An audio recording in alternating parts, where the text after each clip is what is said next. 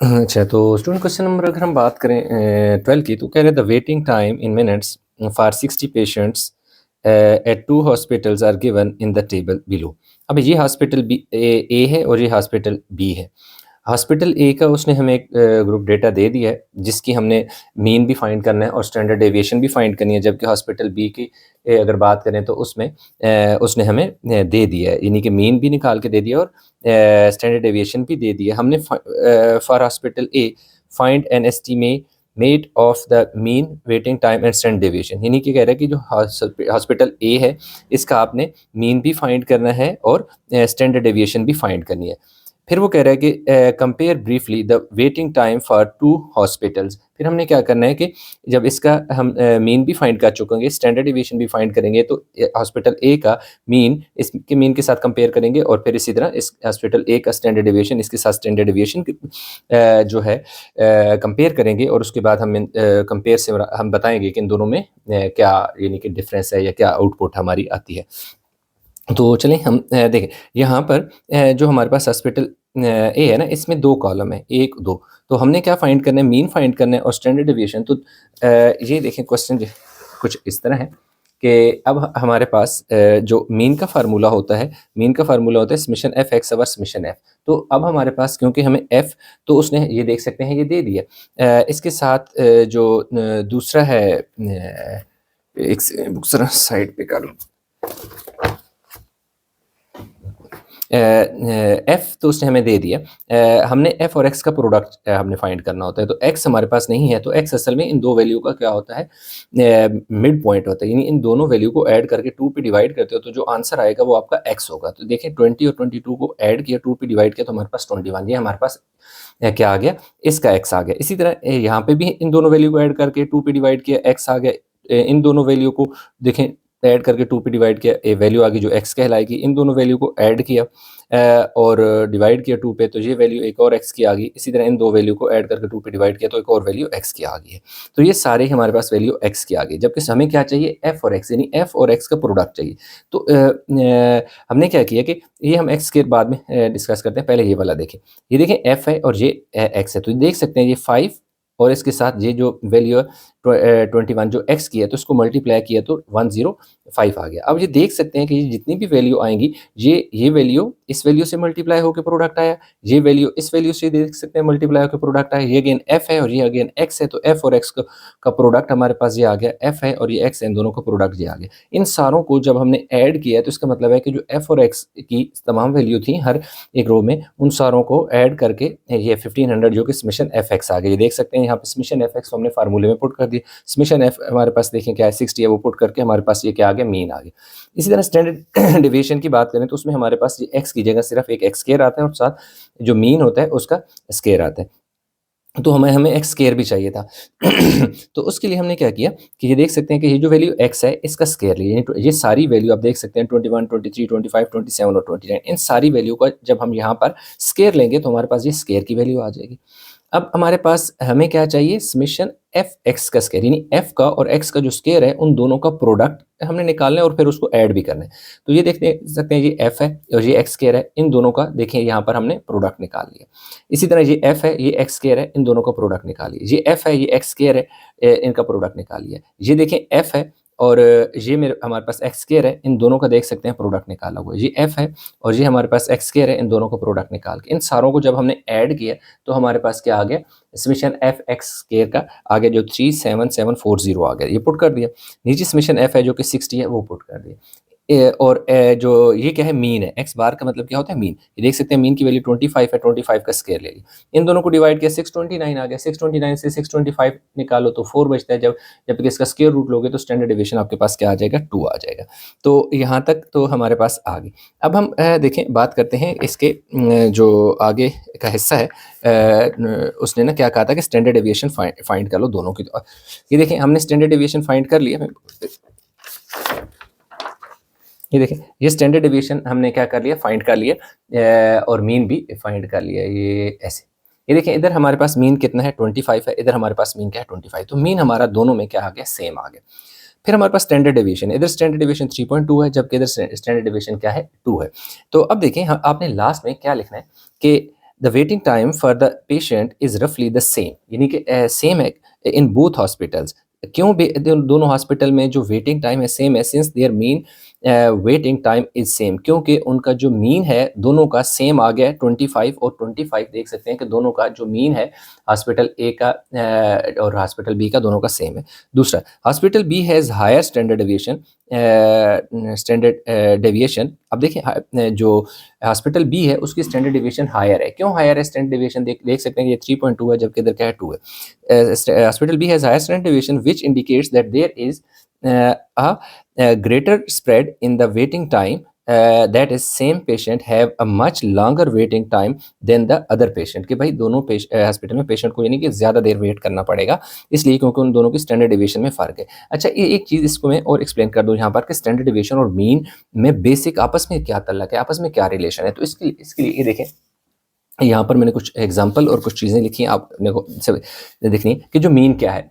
देखिए हमारे पास अगर हमने मीन को अभी देखिए हमने मीन को समझना है और स्टैंडर्ड डेविएशन को समझना है। तो मीन हमारे पास क्या होता है, एक एवरेज वैल्यू होती है। एक एवरेज वैल्यू होती है, जैसे कि देख सकते हैं कि मैंने क्या कर दिया, इन सारी वैल्यू को, ये मेरे पास एक एग्जांपल है जिन सारी वैल्यू को मैंने ऐड किया, 1 2 3 4 5 वैल्यू थी, एक सीक्वेंस में लिख कर ऐड करके 5 पे डिवाइड किया 50, जो कि मेरे पास मीन आ गया। तो मीन मेरे पास ये एक एवरेज वैल्यू है। जबकि स्टैंडर्ड डेविएशन जो होता है ना, इट मेजर्स द स्प्रेड और dispersion of data from the mean. ये हमें क्या करता है कि बताता है कि मीन से कोई डेटा जो है कितना दूर है, उसका कितना है। तो स्टैंडर्ड डेविएशन आपके पास दो किस्म का हो सकता है, एक लो स्टैंडर्ड डेविएशन होगा और एक हाई होगा। लो का स्टैंडर्ड डेविएशन का मतलब है कि जो डेटा है that is close to mean, कि जो मीन है वो डेटा उसके क्लोज होगा, और हाई स्टैंडर्ड डेविएशन का मतलब है कि ये क्या होगा, यानी स्प्रेड आउट होगा, दूर होगा। इनकी कैसे, मैं आपको इसकी एक एग्जांपल यहाँ पर बताता हूँ दोनों की।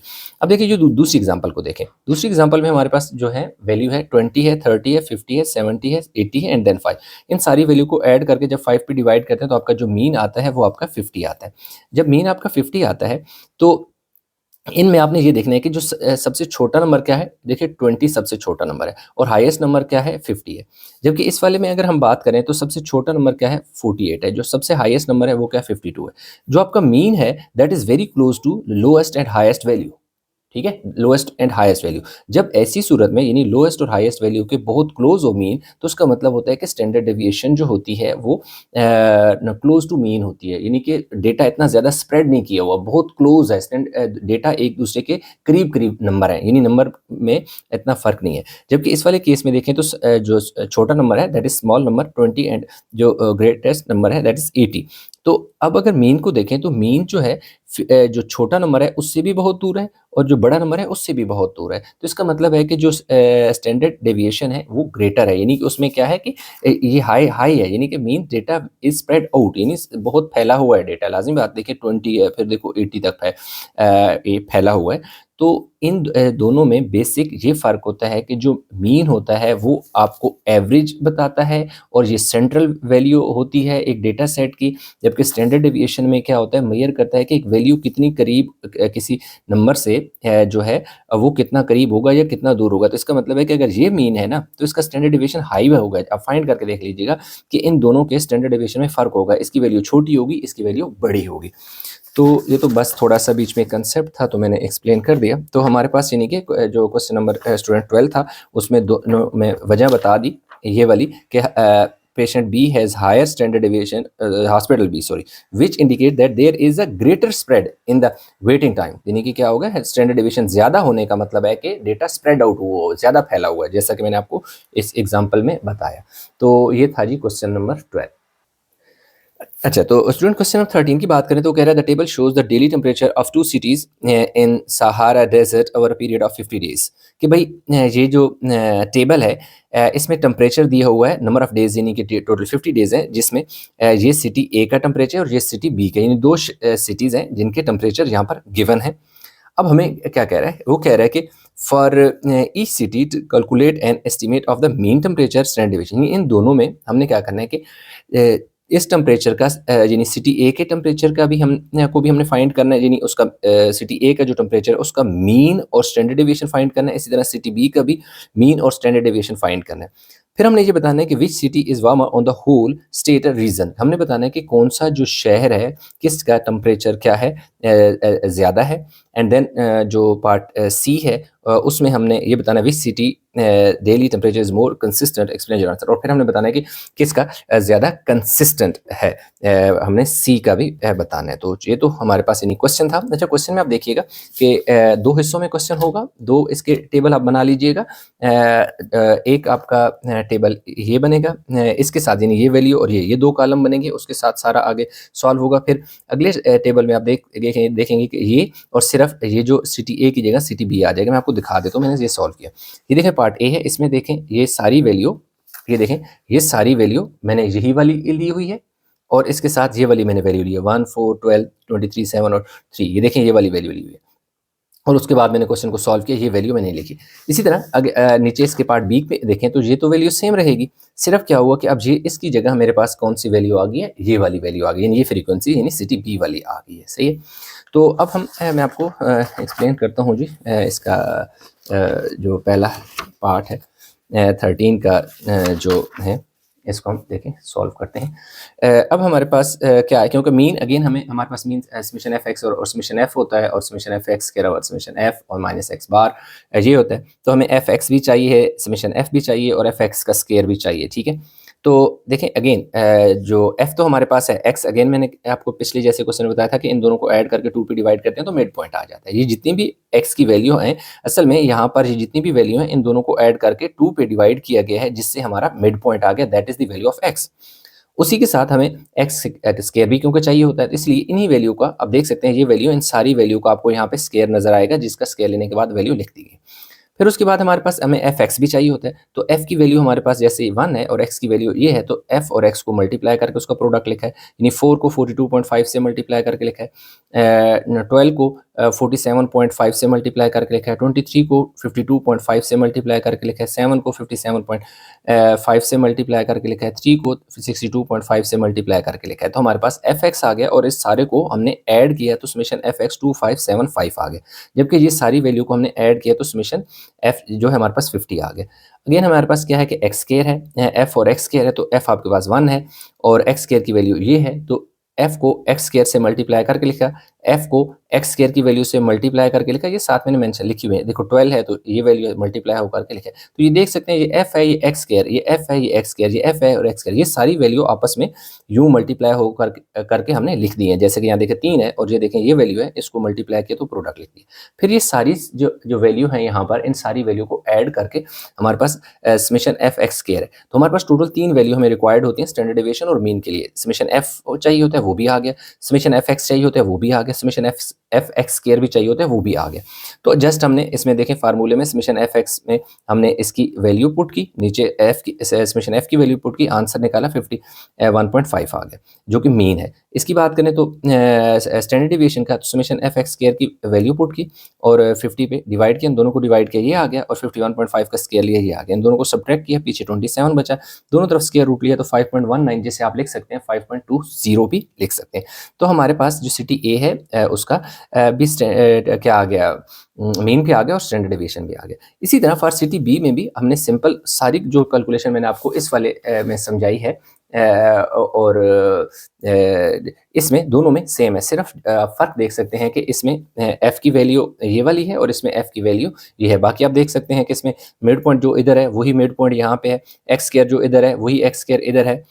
अगेन फिर हमारे पास क्योंकि एफ़ और एक्स ये चेंज होगा और ये वैल्यू, ये दो वैल्यू जो आपके पास ये दो कॉलम है ये जस्ट चेंज होंगे, बाकी मेथड वही रहेगा एफ और एक्स और एफ एक्स स्क्वायर का। जैसे मैंने इस वाले पार्ट में बताया कि एफ एक्स कैसे निकालना है और एफ एक्स स्क्वायर निकालना है, बिल्कुल वही तरीका आपने यहाँ पे अप्लाई करना है।